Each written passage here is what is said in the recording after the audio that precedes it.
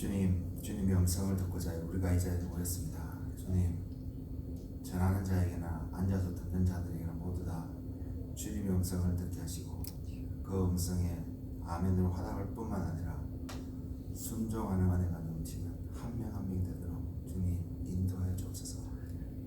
이것을 예수 그리스도의 보혈로 온전히 듣습니다. 그래서 하나님, 우리의 눈을 열어주시고 귀를 열어주셔서 주의 말씀을 온전히 볼 수 있는 그 은혜를 허락하여 주옵소서. 예수님 이름으로 기도드렸습니다. 예, 오늘은 제 지금 준비한 설교가 시리즈이기 때문에 어쨌든 두 번째 시간이 되겠습니다. 오늘 나눌 말씀은 누가복음입니다. 주보에도 나온 걸로 제가 기억을 하는데요. 누가복음 17장 20절에서 21절의 말씀을 중심으로 하나님이 주신 계획들을 여러분에게 소개하는 시간을 갖겠습니다. 먼저 말씀을 나누기 전에요, 오늘 예배 준비하는 시간에 기도하고 있을 때 하나님이 이 이야기를 조금 전하라는 마음 감동을 주셔서 그 이야기를 먼저 전하고 나누겠습니다. 성경을 해석하는 건 참으로 중요합니다. 그래서 올바른 툴을 가지고 올바르게 해석하는 것은 너무나 중요한데 그것을 검증할 수 있는 방법은 솔직히 없습니다. 그렇기 때문에 똑같은 말씀을 가지고도 여러 사람이 다양한 각도로 접근하고 해석할 수는 있습니다. 그러나 한 가지 중요한 사실은 그런 모든 말씀의 해석들이 서로 against 되지는 않습니다. 서로가 서로를 반대하거나 또는 성경에 있는 어떤 말씀이 어떤 내용들을 다른 부분에 있는 성경 말씀을 반대하거나 이런 일은 결코 있을 수 없습니다.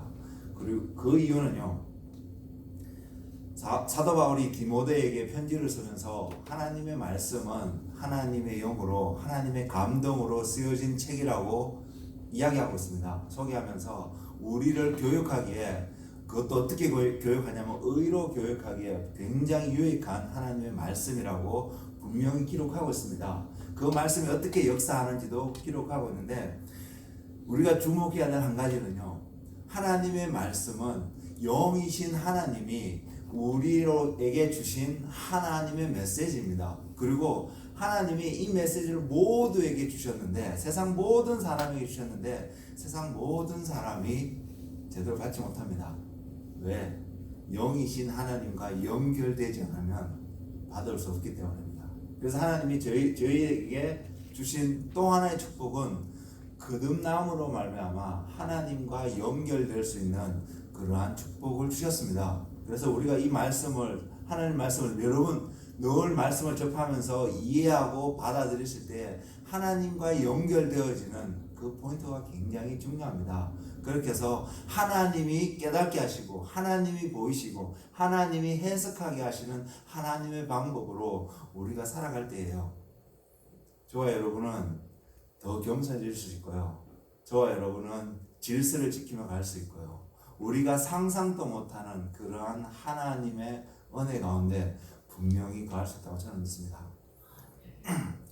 그러면서 한 가지 예를 주셨는데, 저 개인적으로는 이스라엘에 대해서 굉장히 관심이 많이 있습니다. 왜냐하면 성경의 말씀 가운데 주님이 다시 오시는 한 징조가, 그 사인이 이스라엘 땅에서 반드시 일어나기 때문입니다. 그래서 주님을 기다리는 한 사람으로서 그곳에 어떠한 일이 일어나고 있는지 관심을 참 많이 갖고 있고, 개인적으로는 메시아닉 주들과 연결되고 싶은 마음이 많이 있지만 아직까지 그렇게 연결되어 있다라고 말씀드릴 수 있는 증거는 제 삶 속에는 아직 없습니다. 그럼에도 불구하고 그들 가운데 무엇이 일어나고 있을까, 무엇을 하나님이 말씀하고 있을까 개인적으로 관심을 갖고 많이 보고 있는데요, 그런 이야기를 많이 들었습니다. 한국에서 히브리적인 관점으로 성경을 읽는 이런 운동들, 그리고 한국에서 그걸 이단실 하고 있는 이런 부분들 이야기를 듣고 있는데 맞다고 생각합니다. 제가 왜 이런 말씀을 드리냐면, 그래서 제게 들었던 많은 이야기들 가운데 성경을 히브리어로 읽어보면 더 유익하고 더 좋다, 정확하게 해석할 수 있다, 이런 이야기를 많이 듣습니다. 분명히 베네핏이 있을 것입니다. 근데 그렇다면 제게 그 생각에 골두하고 있을 때 하나님이 제게 주신 마음이 뭐냐면요. 그렇다면 왜 바리새인들은 예수를 죽여야 했을까요? 이 땅에 있는 민족들 가운데 그들만큼 유대인들만큼 메시아가 오기를 갈급해하고 기다렸던 민족은 없습니다. 그럼에도 불구하고 또 하나님의 말씀이 그들이 이해할 수 있는 최고의 언어로 주어졌음에도 불구하고 왜 그들은 예수님이 하나님이 육신이 되어서 이 땅에 오셔서 하나님의 메시지를 전했는데 왜 그들은 예수님을 죽여야 했을까요? 그 질문 앞에 제가 깨달았던 것은 영어로 히브리어로 다른 언어로 해석되어진 성경을 통해서 우리에게 많은 유익을 주는 건 분명한 사실입니다. 여러분 그런 능력이 있으면 얼마든지 그것을 통해서 다양한 각도에서 그것을 접근하는 훈련들 하시는 것도 괜찮을 것입니다. 그러나 성경의 해석은 그런 언어로 해석되어지고 내가 갖고 있는 지식으로 해석되어지는 것이 아니라 하나님의 영으로 되어진다는 사실을 결코 잊지 않으시길 바랍니다. 하나님이 저와 여러분에게 이 말씀을 주고 싶어 하십니다. 하나님의 영으로 말미암아 여러분 성경을 보고 해석하는 은혜가 그 능력이 여러분 앞에서 기초가 되고 전가되어질 때에 여러분이 갖고 있는 또 다른 능력, 예를 들면 언어적인 능력들이 그 하나님을 이해하고 하나님께 순종하는 그 길을 갈 수 있기에 굉장히 도움을 줄 것입니다. 그런 은혜 가운데 살아가시기 바랍니다. 하나님이 먼저가 되는 그러한 방법으로 여러분이 좋은 툴을 가지고 있다도 그것이 하나님의 것이 아니면 여러분을 사망으로 이끌 수 있다는 사실을 늘 염두에 두시고요. 말씀을 대할 때 정말로 거룩함과 경건함으로 그렇게 대하실 수 있는 은혜가 여러분 삶 속에 지금보다도 더 증가되기를 소망합니다. 그래서 주님이 오실 때에 환영할 수 있는 한 분 한 분이 되시기를 주님의 이름으로 축복을 드립니다. 준비한 말씀을 나누겠는데요.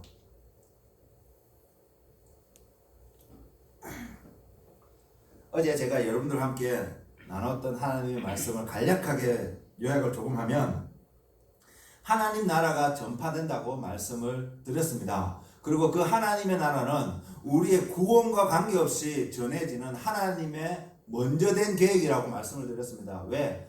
창세기에서 하나님이 세상을 창조하시고 나시고 사람에게 아담에게 제일 먼저 명령한 그 말씀이 바로 하나님의 나라의 전진과 관련 있는 말씀이기 때문입니다. 왜? 그때는 사람이 타락했을 때가 아니거든요. 구원이 굉장히 중요하지만 구원이 우선순위가 아니라는 것을 먼저 말씀을 드렸습니다. 왜? 그것이 하나님이 그렇게 하셨기 때문입니다. 그래서 우리가 그 관점으로 그 하나님의 마음을 이해할 필요가 있습니다. 그런데 왜 구원이 우리에게 중요하게 다가오냐면 하나님의 나라가 세상에 전파되어져 가는 그 통로가 하나님의 형상으로 지음받은 저와 여러분들이란 사실입니다. 근데 아담이 범죄함으로 말미암아 하나님의 형상으로 지음받은 그 자들이 하나님의 영으로 하나님의 방법으로 이 땅 가운데 하나님의 나라를 전파할 수 있는 길이 막혀버린 것입니다.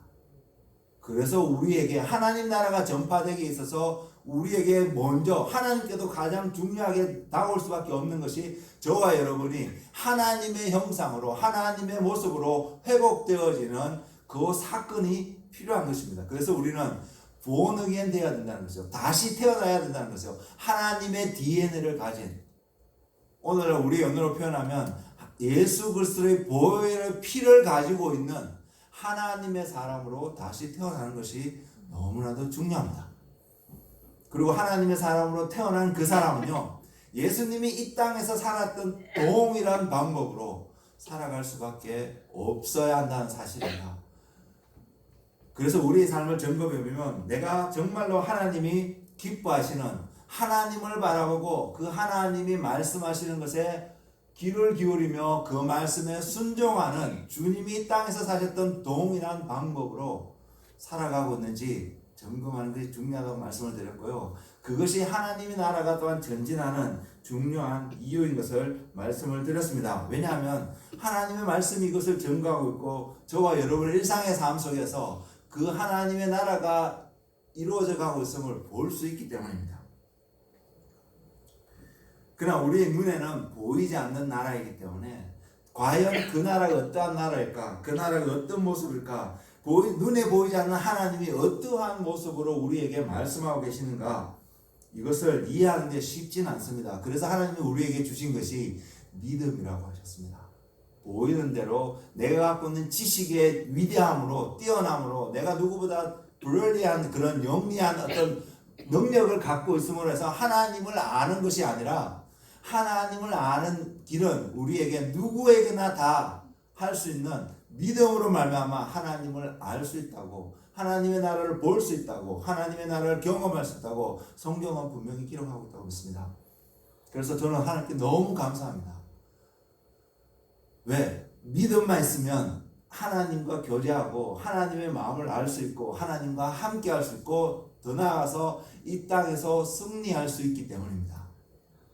머리가 좋은 사람이 더 유익하다고 우리가 표현이 되어진다면 우리 중에는 많은 사람들이 그런 하나님의 나라가 주는 유익함을 누리지 못할 것이기 때문입니다. 또한 그 하나님의 나라가 우리에게 전해지는 데 있어서 또한 중요한 이유는 그 나라가 우리에게 주어지면, 우리가 그 나라에 들어가게 되면 우리가 상상도 못하는 하나님의 축복이 그곳에 있기 때문입니다. 그래서 하나님은 우리에게 그 나라를 전진시켜 가고 계심을 알려주고 계시며, 그 나라에 속하는 것이 얼마나 소중하고 중요한지를 말씀하며 우리에게 전하고 있다고 했습니다. 그래서 구원은 굉장히 중요합니다. 그래서 저와 여러분이 날마다 그 나의 구원을 이루어가는 그 믿음의 여정을 살아가시는 한 분 한 분 되시기를 주님의 이름으로 축복을 드립니다. 예, 제가 할 수 있는 모든 방법을 통해서 살펴볼 때 제가 증거할 수 있는 한 가지는 분명히 하나님 나라는 다가오고 있습니다. 그리고 저는 그 나라를 온전히 영접할 수 있는 한 사람의 하나님의 사람이 되기를 소망합니다. 그래서 성경은 우리에게 주신 하나님의 첫 번째 메시지가 천국이 가까이 왔다는 것을 분명히 증거하고 있습니다. 그래서 주님이 이 땅에 천국이 가까웠다는 것을 선포하실 때에 주님 앞에 나왔던 많은 사람들이 그 나라가 가져다주는 수많은 유익들을 경험하는 사건들이 분명히 있었습니다. 그것을 바라보고 질문을 했던 사람들이 있습니다. 물론 주님이 유대 땅에 오셨기 때문에 유대인들이, 바리새인들이, 성경을 안다고 말하는 사람들이 주님 앞에 나와서 던진 질문이 있습니다. 그 질문이 하나님의 나라가 어느 때에 이루어집니까? 라는 질문이었습니다. 조금 뒤에 더 설명을 드리겠지만 제자들도 예수님 앞에 그런 질문을 하고 있는 장면이 있습니다. 하나님 나라가 언제 이루어집니까? 라는 말씀을 보면서 주님이 제게 깨닫게 하신 것은, 이 바리새인들은, 유대인들은 하나님 나라가 이루어지는 것이 당연하다는 것을 알고 있는 사람들이었구나 라는 걸 깨달을 수 있었는데, 그러면서 그들이 주님 앞에 던졌던 질문이 언제입니까? 라고 하는 질문 속에서 그들의 환경이 지금 그것을 질문할 수밖에 없는 환경이었다는 것을 이해는 할 수 있었습니다. 그러나 주님의 대답을 통해서 확인하는 것은 그들의 질문이 틀렸다는 것입니다. 우리는 하나님 앞에 수많은 질문을 할 수 있는데 그 수많은 질문들이 우리의 환경과 우리의 처한 상황에 따라서 많은 질문들이 하나님 앞에 던져지지만 많은 경우에 응답받지 못할 수도 있다는 사실을 저는 이것을 통해서 조금 깨닫게 되었습니다. 잘못 던져진, 잘못 주어진 질문이었구나. 하나님이 답할 수 있는 질문을 내가 해야 되는구나. 그 관점에서 볼 때 하나님이 무엇을 원하시는지, 주님과 연결되어지는 그 삶의 태도가 너무나 중요하다는 것을 저는 깨닫게 되었습니다. 그러면서 주님께서 그들에게 말씀하시는 것이 누가복음 17장 20절 21절에 있는 말씀입니다. 바리새인들이 하나님의 나라가 어느 때에 임하니까 묻거늘 예수께서 대답하여 이르시되 하나님의 나라는 볼 수 있게 임하는 것이 아니요 또 여기 있다 저기 있다고도 못하려니 하나님의 나라는 너희 안에 있느니라. 자, 하나님의 나라가 임하여지는 것을 기대했던 그들의 삶 속에서는 우리가 다 쉽게 이해할 수 있는 한 부분이, 왜? 그들은 정치적으로 지역적으로 로마의 속국 속에서 억압받던 민족이었습니다. 자기들 마음대로 자기들이 원하는 대로 하나님을 예배할 수 있는 자유가 그렇게 주어지지 않았던 사람이었습니다. 그 당시에 로마에서 많은 다른 민족들의 신들을 존중하며 이렇게 지킬 수 있는 여건들을 허락해 준 것은 분명한 사실인데요. 그럼에도 불구하고 그들이 기대했던 소위 다윗 왕을 통해서 이스라엘이 중심이 돼서 주변 국가를 다스리며 강력한 왕권을 이루었던 그 나라를 소망하고 있던 사람들에게 하나님의 나라가 다가온다는 것은 굉장한 희망적인 메시지로 주어진 것은 사실이었습니다. 그러나 그들이 바라봤던, 그들이 주님께 던졌던 질문이 소위 육적인 질문이었기 때문에 그들의 언더스탠딩과 주님이 하나님이 그들에게 전해주고자 하는 메시지 사이에는 정말로 하늘과 땅 차이와 같은 엄청난 차이가 있을 수밖에 없었습니다. 그러면서 주님이 그들에게 하시는 말씀이 하나님의 나라는 볼 수 있게 임하는 것이 아니라고, 여기 있다 저기 있다라고 임하는 것이 아니라고 말씀하시면서 그들에게 하나님의 나라는 너의 마음 가운데 임하는 것을 보여주고 계시는데, 먼저 이것을 좀 더 알기 이전에 하나님 나라가 내 마음속에 이루어졌을 때에 어떠한 열매들을 맺을 수밖에 없는지를 우리가 보기 전에, 하나님의 나라가, 제가 어제 시간에도 그 이야기를 좀 나눴습니다만은 하나님의 나라는 어떠한 나라인지를 조금 더 이야기하기를 원합니다. 예레미야서 23장 5절에서 6절 말씀을 보면 이렇게 이야기하고 있습니다. 여호와의 말씀이니라. 보라, 때가 이르느니 내가 다윗에게 한 의로운 가지를 일으킬 것이라. 그가 왕이 되어 지혜롭게 다스리며 세상에서 정의와 공의를 행할 것이며, 그날에 유다는 구원을 받겠고 이스라엘은 평안히 살 것이며 그의 이름은 여호와 우리의 공이라 일컬음을 받으리라. 이 동일한 말씀이 다윗 왕에도 하나님은 전하셨습니다. 시편 89편 3절에서 4절 말씀을 보면 주께서 이르시되 나는 내가 택한 자와 언약을 맺으며 내 종 다윗에게 맹세하기를 내가 내 자손을 영원히 견고히 하며 내 왕위를 대대에 세우리라 하셨나이다. 자, 이 시편의 말씀은 다윗 왕에게 직접 하신 말씀이고, 구체적으로는 하나님께서 다윗 왕의 계보를 따라서 그들을 다스리는 왕을 세울 것을 분명히 말씀하고 있습니다. 그리고 이것을 더 영적으로 더 바라보면 이것은 바로 예수 그리스도를 지칭하고 있는 말씀이면 분명한 사실입니다. 그러나 문자 그대로 이스라엘 백성들에게 하나님이 약속하신 것 중에 한 가지는 다윗 왕을 통하여 하나님께서 왕을 세우실 텐데, 나라를 세우실 텐데, 그 나라는 공의와 정의로 다스리는 그러한 나라, 그 나라 속에서 유대인들이 구원을 얻고 자유함을 얻게 되는 그런 나라가 반드시 세워질 것을 약속하셨기 때문에, 그것을 받았던 바리새인들이 던지는 질문은 바리새인 입장에서는 당연할 수 있는 질문이었습니다. 그런데 하나님께서, 주님께서 그들의 질문을 고치시는 장면이 지금 우리 오늘 본문을 선택해서 살펴보는 이 부분이 있습니다.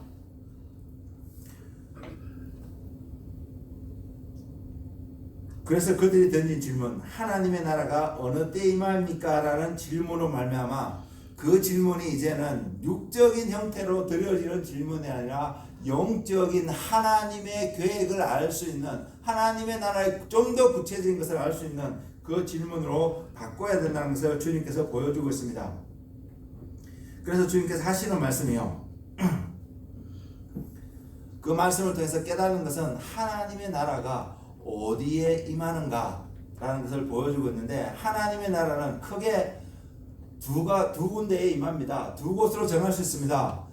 먼저는 하나는 하나님의 나라는 분명히 이 땅 가운데 임할 것입니다. 그것이 하나님이 태초부터 갖고 있는 하나님의 계획이기 때문에요. 계시록을 통해서도 확인되어지는 한 부분이 하나님의 나라가 이 땅 가운데 온전히 이루어질 것을 분명히 말씀하고 있기 때문입니다. 그래서 우리가 분명히 하나님의 나라가 그곳에 임하는 것을 알 수 있고요. 두 번째로 하나 아는 것은 본문 말씀을 통해서 하나님의 나라는 우리의 마음속에 임하는 것을 분명히 이야기하고 있습니다. 그래서 저는 오늘 여러분들에게 하나님의 나라가 나의 마음속에, 여러분의 마음속에 임하였을 때 나타나는 열매들을 좀 살펴보기를 원합니다. 왜? 주님이 그 말씀을 하셨거든요. 그 사람이 주님으로부터 온 사람인지 아닌지를 알 수 있는 것, 그 사람의 예언이 진짜인지 아닌지 알 수 있는 것은요, 물론 그 예언이 어떻게 이루어지는가도 보아야 되겠지만, 어떤 관점에서 이사야의 예언을 들었던 이사야 시대의 사람들은 그 예언이 이루어지는 것을 볼 수 없는 사람이었습니다. 그럼에도 불구하고 오늘을 사는 우리들은 이사야의 예언이 정확한 하나님께로부터 예언인 것을 알 수 있습니다. 그렇게 알 수 있는 명확한 방법을 주님이 주셨는데, 그것은 열매라고 말씀하고 있습니다. 그래서 우리 안에 하나님의 나라가 있고, 저와 여러분이 그래서 구원함을 받았다는 증거가 있다라면, 내가 누가 묻는 질문에 나는 하나님 예수 그리스도의 보혈로 구원을 얻었습니다라고 고백하는 그곳에 여러분의 구원의 확신이 놓여있지 않습니다. 중요한 고백이지만 여러분의 구원의 확신은 결국은 여러분의 삶을 통해서 드러나는 어떠한 열매들이 있다는 것입니다. 구원받은 자라면, 내가 겸손한 자라면, 내가 하나님의 은혜를 알고 그 은혜를 사모하는 자라면 나타날 수밖에 없는 열매들이 있는데, 성경에 그 열매들을 기록하고 있습니다. 저는 여러분에게 그 열매들을 소개시켜드리기 원하고, 그 열매가 지금 내 삶 속에서 맺혀지고 있는지, 사람마다 그 열매의 사이즈와 크기와 맛이 다를 수는 있을 것입니다. 그러나 그 열매가 내 안에서 세워져 가고 있는지, 자라가고 있는지 여러분 스스로 자신을 보면서 점검하시는 은혜가 있기를 원합니다. 여러분이 주변 사람들의 열매를 보고 점검해 주면 여러분 싸움밖에는 나지 않을 것입니다. 기본적으로 그게 우리가 살아가는 사람이라는 속성 속에서 나타나는 특징이기 때문입니다. 그래서 하나님의 말씀을 영으로 받되 그 말씀이 나에게 적용되어질 때에 여러분은 사실 수 있습니다. 그 은혜가 여러분 가운데 있기를 넘칩니다. 축복합니다.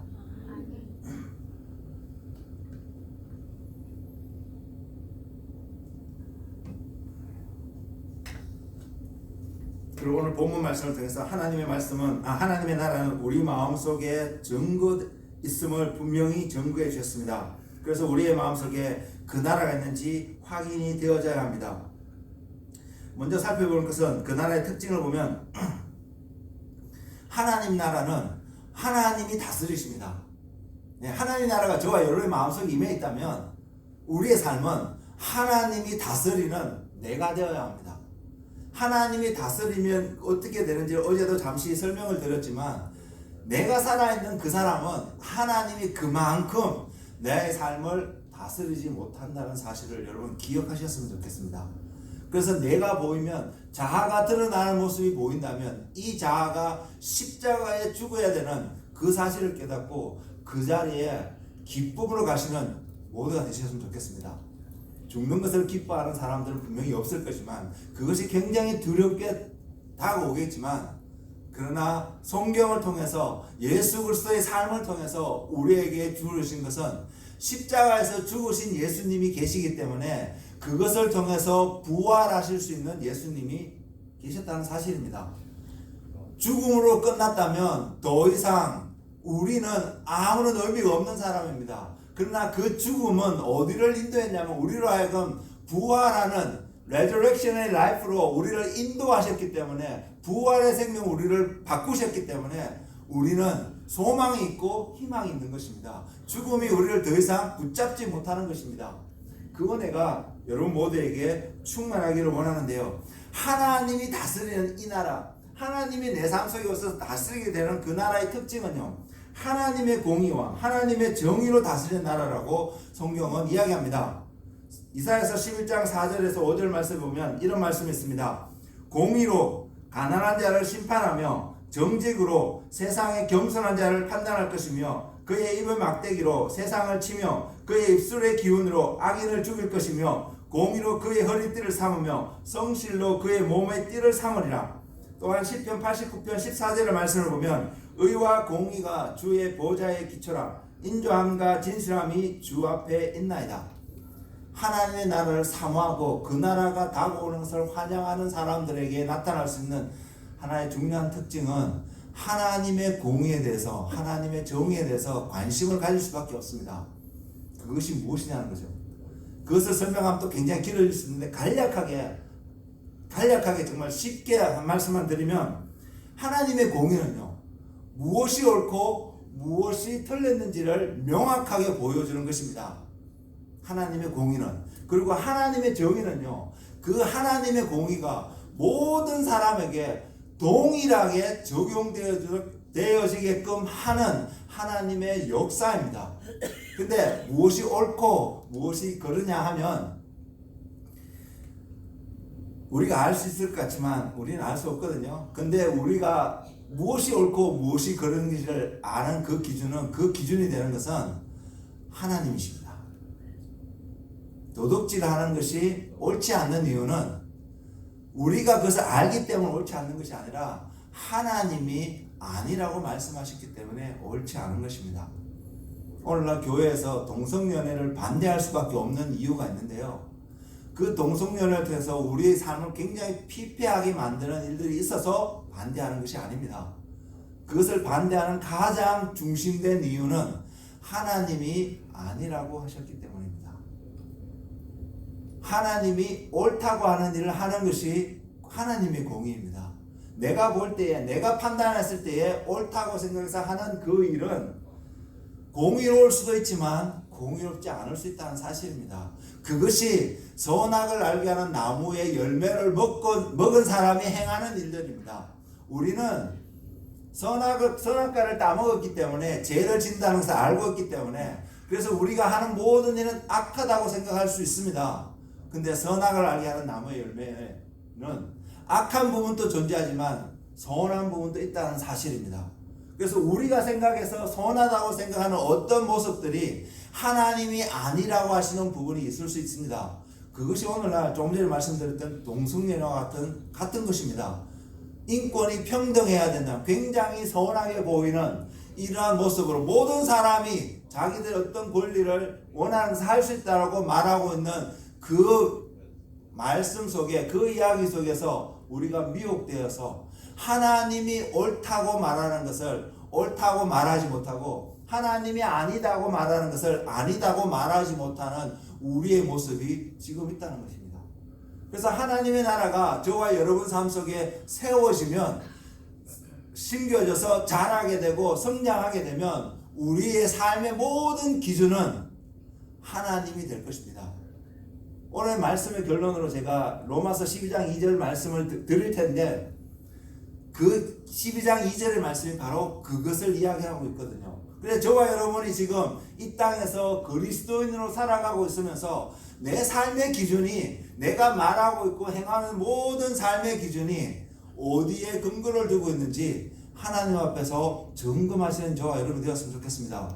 거기서 아니면 돌이키는 회개를 할 수 있는 것이고요. 그것을 깨닫지 못하면 회개를 이야기하지만 엉뚱한 회개를 할 수도 있습니다. 그래서 진짜 여러분이 살 수 있는 생명되는 회개를 하는 은혜가 있기를 원합니다. 그래서 하나님의 나라가 다가오니까 회개가 그 앞에 붙어 있을 수밖에 없는 이유가 또한 그곳에 있다고 믿습니다.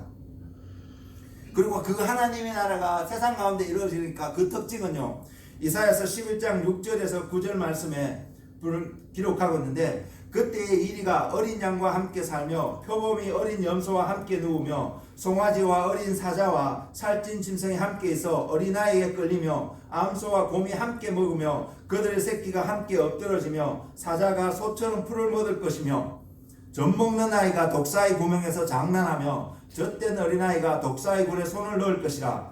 내 거룩한 산 모든 곳에서 해냄도 없고 상함도 없을 것이니 이는 물이 바다를 덮은 같이 여호와를 아는 지식이 세상에 충만할 것입니다. 자, 이 말씀의 구체적인 대상이 되는 것은 이 온 땅에 하나님의 나라가 온전히 이루어지게 됐을 때 나타날 수 있고 우리가 경험할 수 있는 하나님 나라의 한 특징을 이사야가 예언하고 있는데 이 말씀이 저와 여러분 삶 속에 하나님의 나라가 이루어지는 것 같이 동일하게 이루어지면 나타날 수밖에 없는 중요한 특징을 결론을 이 말씀이 보여주고 있습니다. 그것은 뭐냐면 여호와를 아는 지식이 충만하다는 것입니다. 하나님의 나라가 세상 가운데 이루어지면 반드시 하나님을 아는 지식이 충만해서 나타난 이 현상들이 사자가 어린 양과 뛰어놀고 어린아이가 독사굴에 손을 넣는 우리가 보아도 너무나도 평화롭고 살기 좋아본 유토피아라고 생각할 수 있는 그 나라의 모습이 이루어질 수 있는 가장 중요한 이유가 그 나라가 내 마음속에 이루어질 때에 나타난 특징, 여호와를 아는 지식이 충만하는 것입니다. 저와 여러분 삶 속에 여호와를 아는 지식이 증가되어져 갈 때에 우리 안에 하나님의 나라가 점점 자라가고 있고 세워져 가고 있음을 볼 수 있습니다. 그래서 우리가 주목해야 되는 것은 내 삶 속에 여호와를 아는 지식이 충만해져 가느냐 하는 것입니다. 그러면요 우리는 서로를 해하지 않습니다. 이사야서에서 기록하고 있는 말씀처럼 우리는 서로를 해꾸지하지 않습니다. 우리는 서로를 사랑할 수밖에 없습니다. 저와 여러분이 하나님의 공의를 알면 알수록 우리에게 나타나는 삶의 특징이 뭐냐면 사랑할 수밖에 없습니다. 그래서 하나님 보좌의 기초는 의와 공의고 정의지만 그것이 충만하게 나타나는 모습이 그 보좌를 감싸고 나타나는 모습이 하나님의 평강인 거고 하나님의 아름다움이 드러날 수밖에 없는 그것을 표현하고 있는 시편 89편의 말씀이 바로 하나님의 사랑이 편만하게 모두에게 적용되어지는 그 모습을 그려주고 있는 것입니다. 그 은혜가 그 하나님의 나라가 저의 마음속에 여러분의 마음속에 그렇게 세워져 갈 때에 우리는 사랑할 수 있습니다. 오른밤을 때리면 왼밤도 돌려댈 수 있을 만큼 우리는 하나님을 사랑할 수 있다고 그 사람을 원수를 사랑할 수 있음을 성경은 이야기하고 있습니다. 그래서 바리새인들에게 주님께서 이 부분을 설명하고 증거하셨습니다. 왜? 하나님의 나라가 언제 임합니까? 라고 질문하는 그들에게 하나님의 나라는 언제 임하는 것이 중요한 것이 아니라 제자들도 그렇게 질문했다고 말씀을 드렸는데요. 사도행전 1장 6절에서 8절을 보면 이때는 부활하신 주님을 보았던 제자들이 이제 주님 앞에 묻는 것입니다. 그 질문을 이렇습니다. 그들이 모였을 때 예수께 여쭈어 이르되 주께서 이스라엘 나라를 회복하심이 이때니까 하니 일세 때와 시기는 아버지께서 자기의 권한에 두셨으니 너희가 알 바 아니요 오직 성령이 너희에게 임하시면 너희가 권능을 받고 예루살렘과 온 유대와 사마리아와 땅끝까지 이르러 내 증인이 되리라 하시니라. 우리는 예수님의 증인이 되는 삶을 살아야 되는 이유가 이 말씀에 있는데 하나님의 나라가 언제 이루어지는 것이 우리의 관심의 대상이 아니라 하나님의 나라가 저와 여러분 삶 속에 마음속에 이루어지면 우리는 주님이 이렇게 명령하신 종이 되는 삶을 살아갈 수밖에 없음을 성경은 우리에게 증거하고 있습니다. 그리고 그 종이 되는 삶을 위해서 우리에게